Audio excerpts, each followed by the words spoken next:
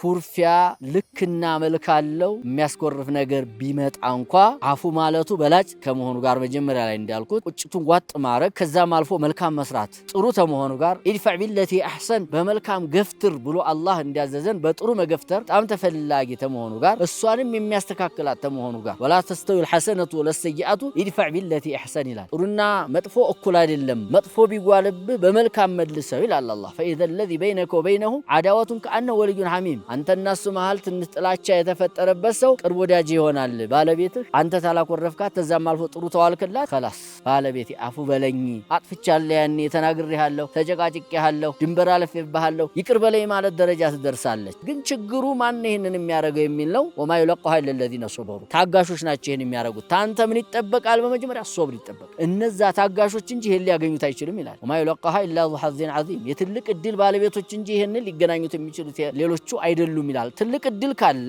ቤተ ሰዒድ እንዲሆንልህ ትዳሩ እንዲሰምርልህ ጥሩ ልጆች ያሳድጋችሁ ኩርፊያ ያለመዱ ልጆች ያሳድጋችሁ ለወግ ማረጉ እንዲታደርሱ ኩርፊያ አታብዛ በትንሽ በትልቁ አታኩርፍ እንቢታለም አንድ ቀን ሁለት ቀን ቢበዛ 3 ቀን ከዚህ በኋላ አይፈቀድም